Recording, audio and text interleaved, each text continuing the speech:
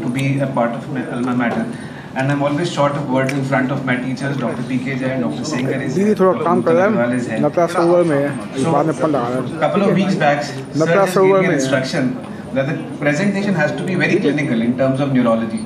So, for that matter of context, I have just made this presentation where I'll be just amalgamating these cases starting from spotters to rarity to certain atypical cases, and I'll just try to make it very short, very simple, because it's basically neurology is all starting off with the spotters.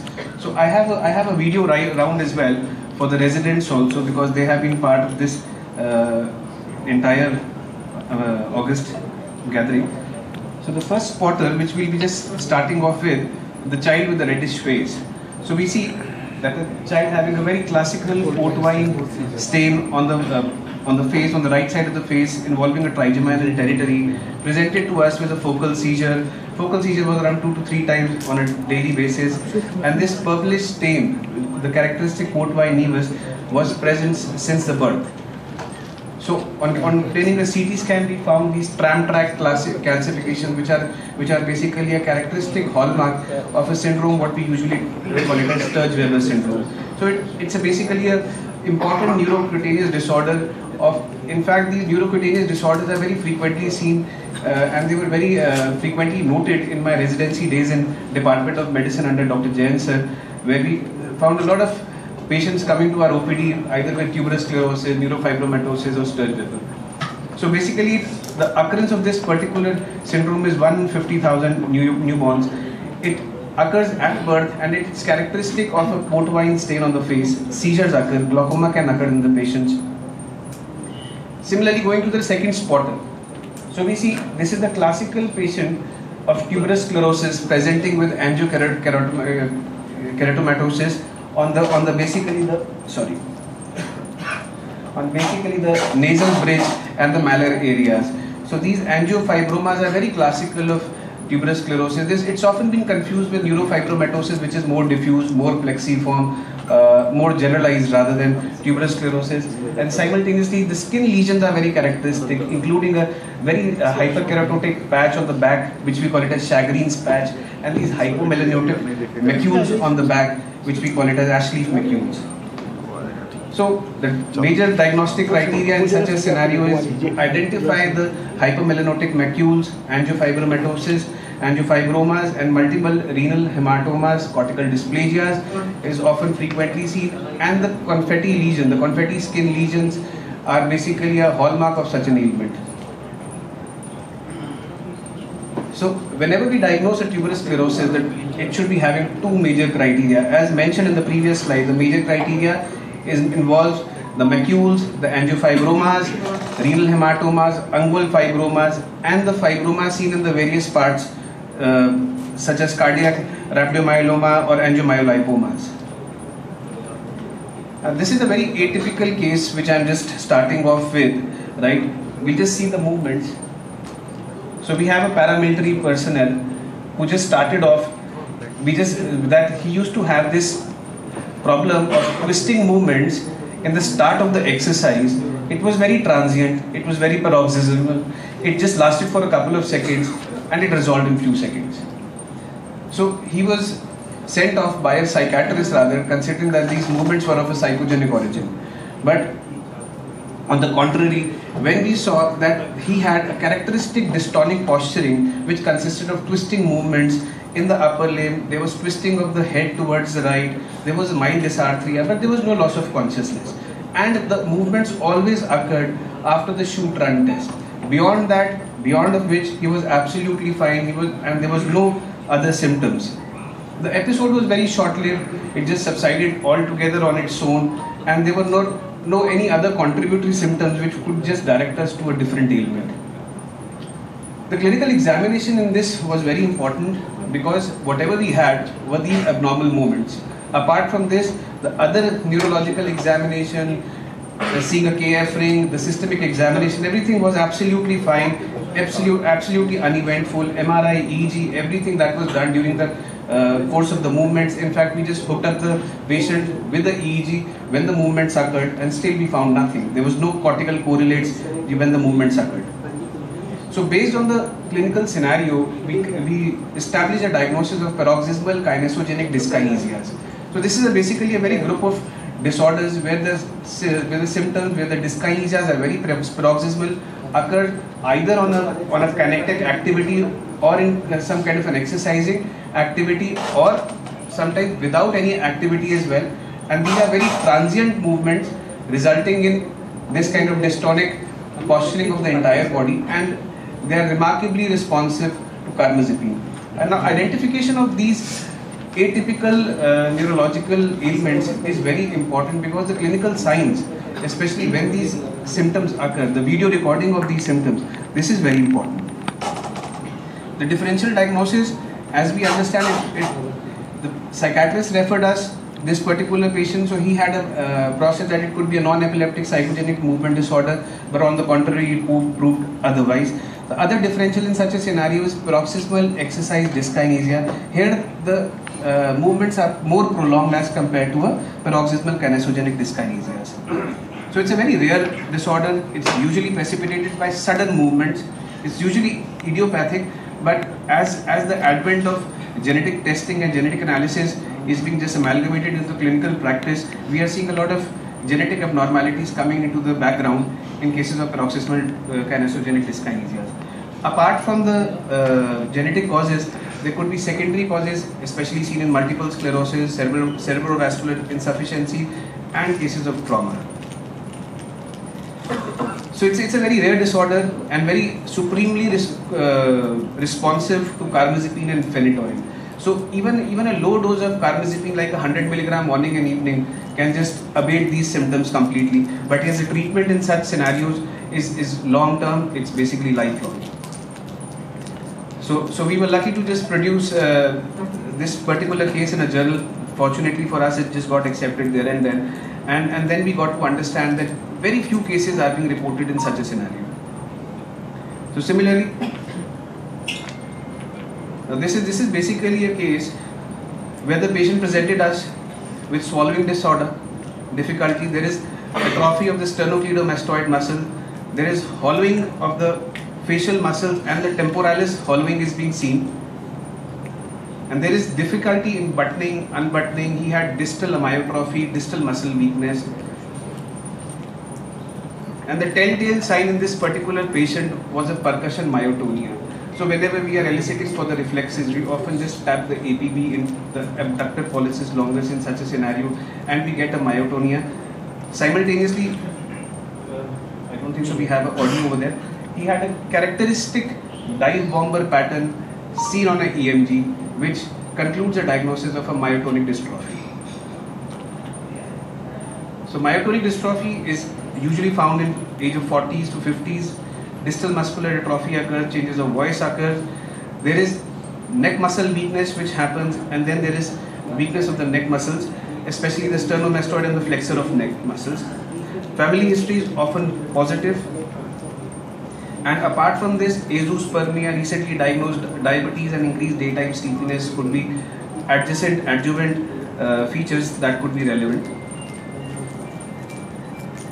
So the clinical presentation is basically the patient comes with a hatchet-like face. There would be atrophy of temporalis, masseter, frontal baldness is seen, neck muscles are predominantly involved, and distal musculature is involved. There are certain cases in myotonic dystrophy where there is involvement of the proximal musculature, where we often call it as PROM, P-R-O-M-M. The other features are cataract, testicular atrophy, insulin resistance, constipation, hypersomnia, cognitive defect, and cardiac conduction defects can occur. Now from neuroimmunology, so I'll be just, this is a case of a very important clinical importance. Patient in an ICU scenario developing abnormal movements. So we see that abnormal facial movements, whenever they occur, they are very important in a setting where the patient just might have just landed up with a very trivial complaint of a seizure or an altered sensorium. So the march of these movements, especially from the oral cavity to the arm, resulting in these kind of dyskinesias, prompted us to a diagnosis of what we call it as autoimmune encephalitis. This prompted us to test for a specific antibody in the patient, what we call it as NMDR encephalitis or NMDR antibodies, which turned out to be strongly positive in CSF and serum. Now, the intent of showing these particular movements in this gathering is basically these are the telltale signs. Nothing is being evident. The MRI is usually normal. The CSF is non-contributory. We send the infection panels, they all turn out to be negative, and that's when the autoimmune panel turns out to be a clincher. So in this case, the CT pelvis was being done. The CT pelvis showed presence of an ovarian teratoma. Thereafter, the patient was being referred for an onco-gynae surgeon, and then the ovarian teratoma was being excised. But the patient's presentation was very trivial. Only altered sleep, behavioral abnormalities, couple of episodes of seizures, landed up in an ICU, and the movements, the flurry of movement just gave away. As mentioned, in her MRI, we found bitemporal hyperintensities, but usually whenever we see autoimmune encephalitis, the usual MRI only is being suggestive of very light or very faint changes in the temporal lobe or in the parahippocampal region, but beyond than that, the MRI is absolutely non-contributory, it's absolutely clean. So here we found bitemporal hyperintensities, which was very characteristic. So it was basically a textbook-like presentation. The CSF study was completely non-contributory. So here we see the serum and the CSF antibody levels were strongly positive. So simultaneously, there is a dictum that we often send the patient sample for a paraneoplastic antibody panel also. The paraneoplastic antibody panel also was positive, but as mentioned in autoimmune disorders, sometimes there could be overlaps that could be very much evident. So patient showed remarkable improvement after a round of steroids and after a round of IVIG. And then thereafter, she was being put upon rituximab, and the surveillance for thereafter just continued for 2 years beyond than that. Thereafter, after receiving rituximab, patient's cognitive skills, there was a marked improvement, and eventually she left off the hospital in a great stage. So autoimmune disorders in neurology, they are very important to diagnose. They are very important to diagnose in the incipient stages, because whenever diagnosed earlier and the treatment is being started, we see that the benefits are profound. So just talking about this particular ailment, recently diagnosed 2007, we saw cases of NMDR encephalitis coming into place, and brain MRI, as mentioned, it's absolutely normal. We get signs of signals of limbic encephalitis in various studies. Similarly, we see here like caudate hyperintensities. There is some hyperintensities in the insular cortices, but these are very faint signs, very faint signs. Usually MRIs are non-contributory. So treatment, early immunotherapy and the detection and removal of a teratoma, because these antibodies are basically cell surface antibodies, not like the intracellular antibodies which are seen in paraneoplastic disorders. So cell surface antibodies often determine or direct us to any kind of a tumor or a paraneoplastic etiology which is still not being developed. That's why surveillance of such patients for at least 2 years of getting frequent PET CTs is very important.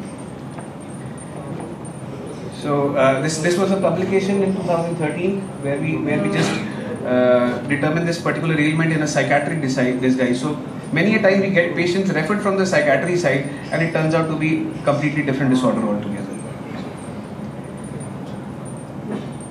So similarly, we just go to this particular video. A young age female, complete baldness, amenorrhea, endocrinopathy.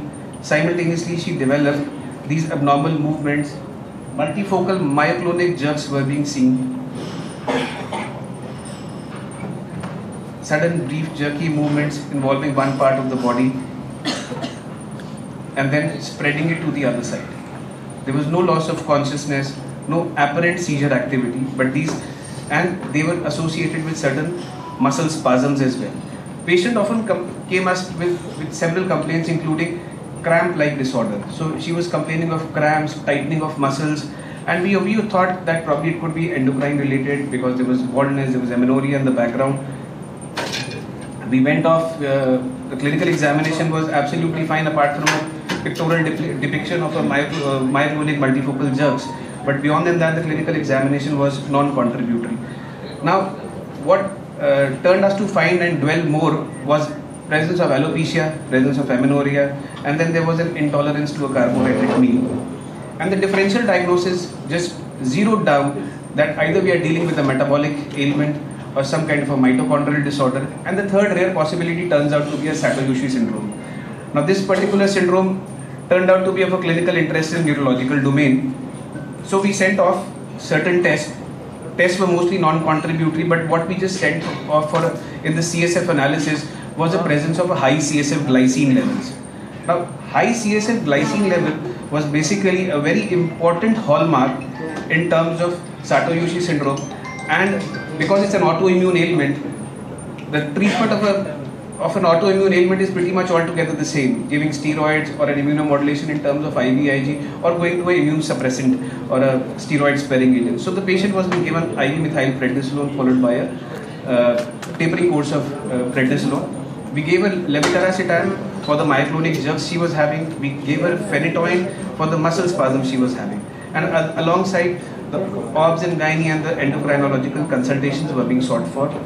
And we found that the myoclonic jerks completely resolved. There were no muscle spasms, and patient had a clinical benefit with these immune modulatory agents.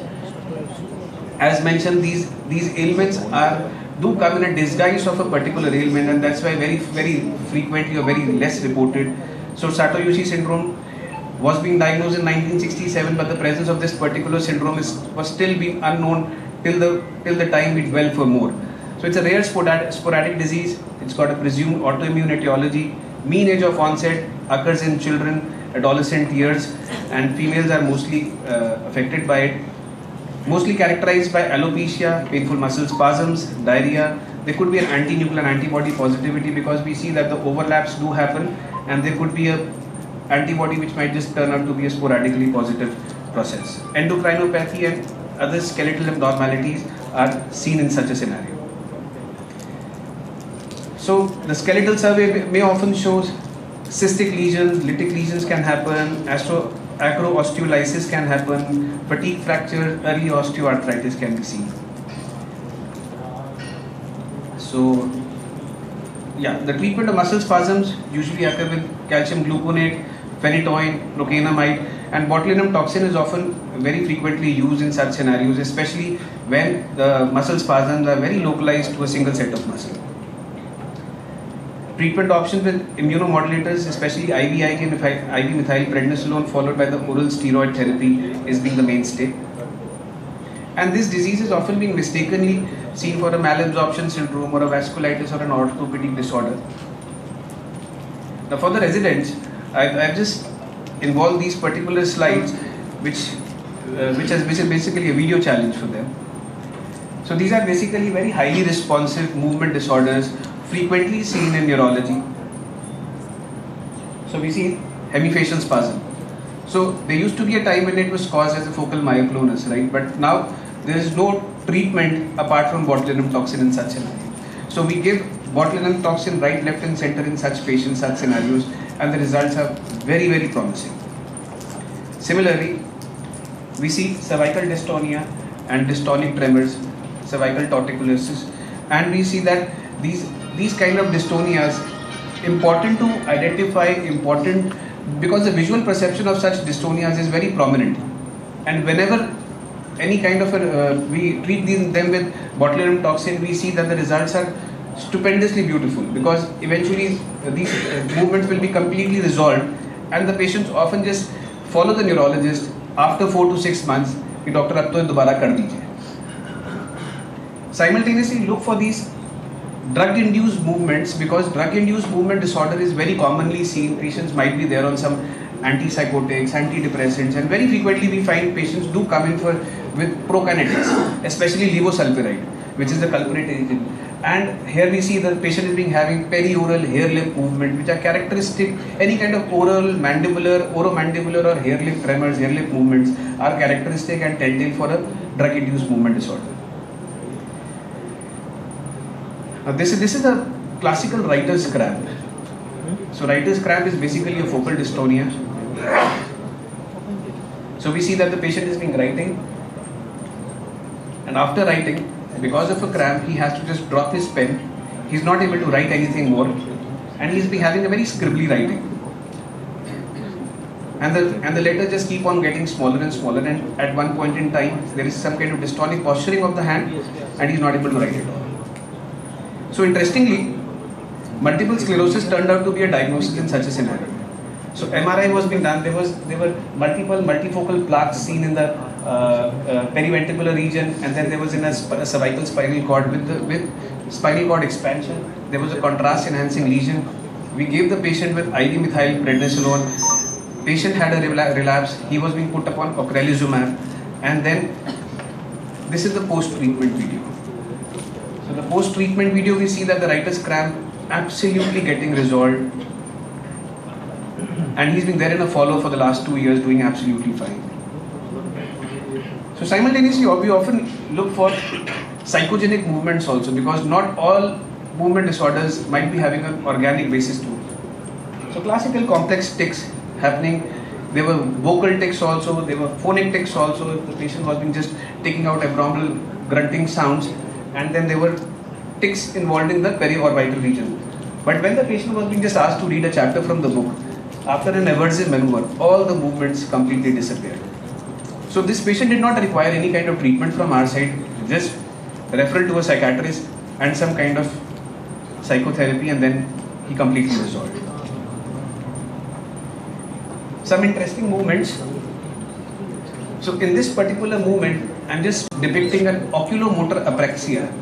So often been confused with blepharospasm. So blepharospasm is basically a focal dystonia of both the eyelids, and oculomotor apraxia is basically a lid opening apraxia. So there is inability to open the lid without any kind of an active weakness in the periorbital or a periocular muscle.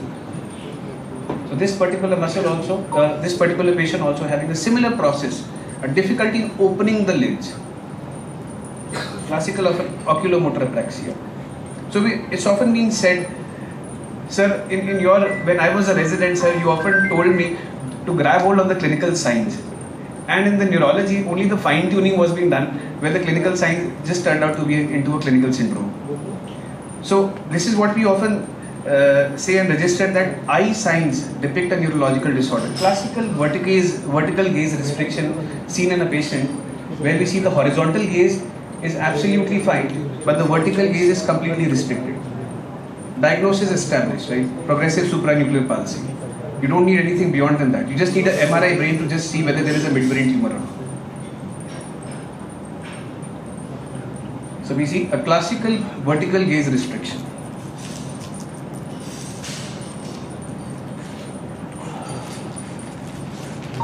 Similarly, internuclear ophthalmoplegia, which is being included in the latest classification as a major criteria in diagnosis multiple sclerosis. So we see during the gaze production that there is adduction deficit, and then there is a nystagmus in the abducting eye. Classical of an internuclear ophthalmoplegia. So wherever there is an adduction deficit, there is always an internuclear ophthalmoplegia of that particular area. Patient had a midbrain lesion, a demyelinated plaque in the brain. Steroids were given, and this is the post-treatment video.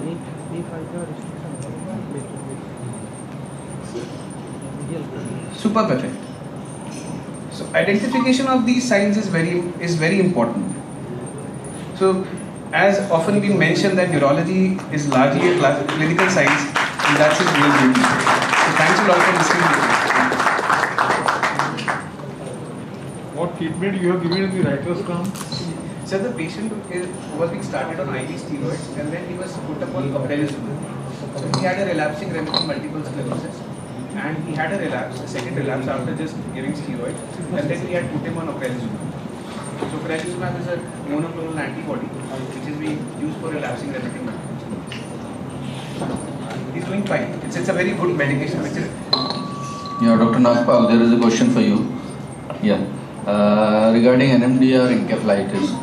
So first is what are the predisposing factors, and second is what is the timeline of developing psychiatric manifestations and neurological manifestations?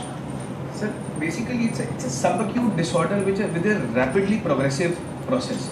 So usually patients do come up with presentation, they would be there in their early age group. Although the last clinical presentation where we had a publication was a patient who came up with a recurrent hyponatremia.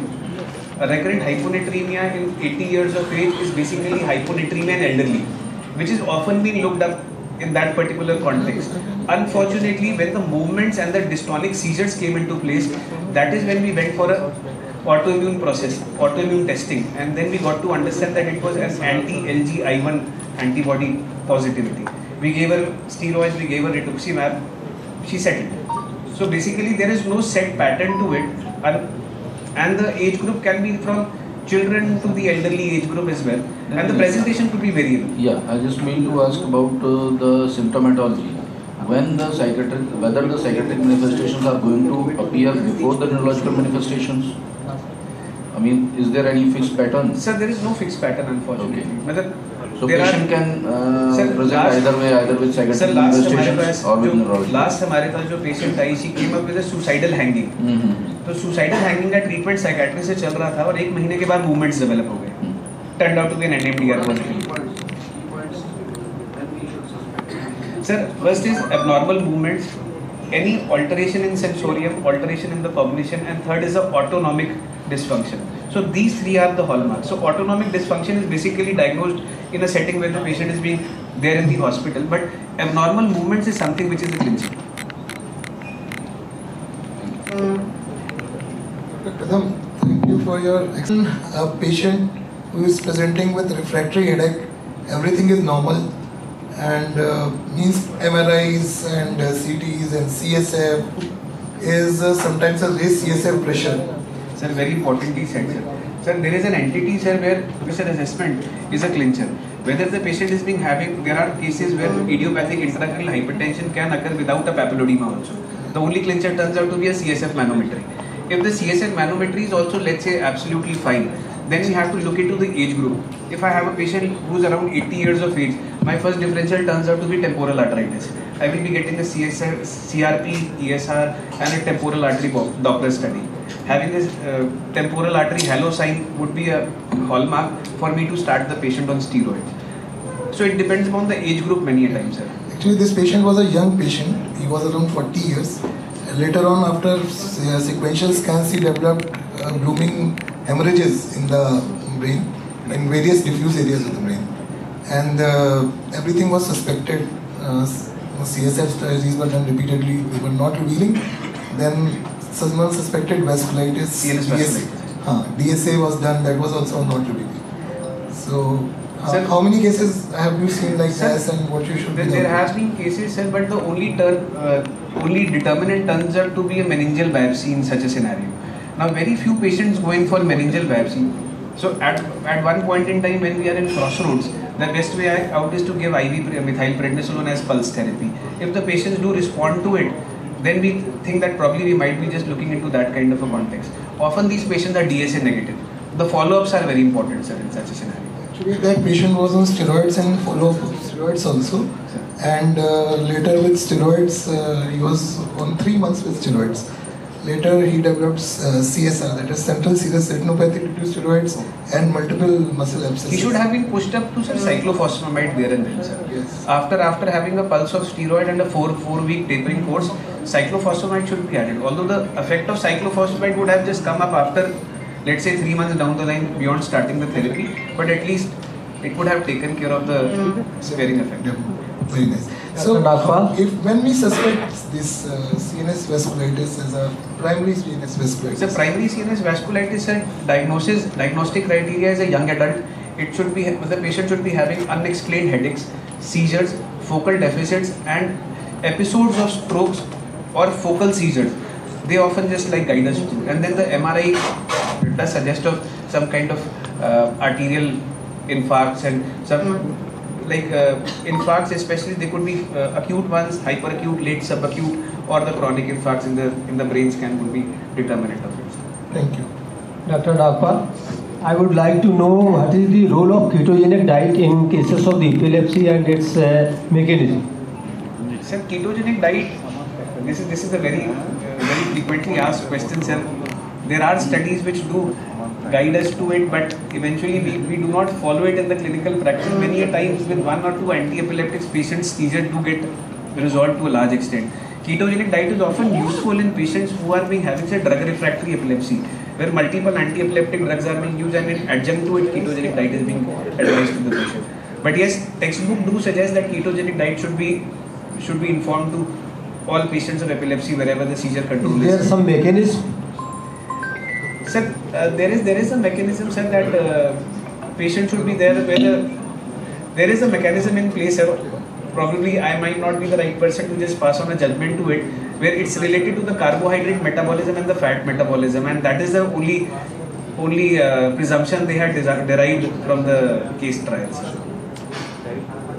Thank you, Dr. Kadam, for such an illustrative nice collection of clinical syndrome with practical field science.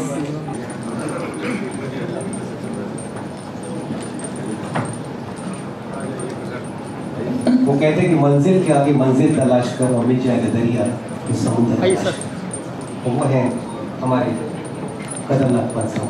आप भी आइए ma'am. Sir देखिए, thank you.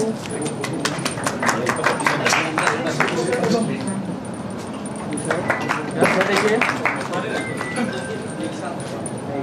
Thank you sir.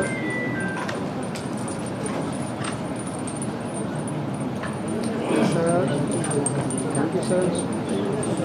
Meanwhile, we would like to call upon the chairpersons for the next session, Dr. D.M. Mishra sir, Dr. S.P. Singh, Dr. Anand Singh, Dr. S.P. Mishra and Dr. Shreya Sharma.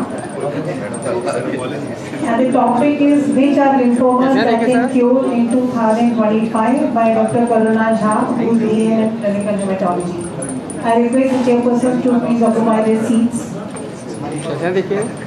and introduce the speaker and begin with the next session.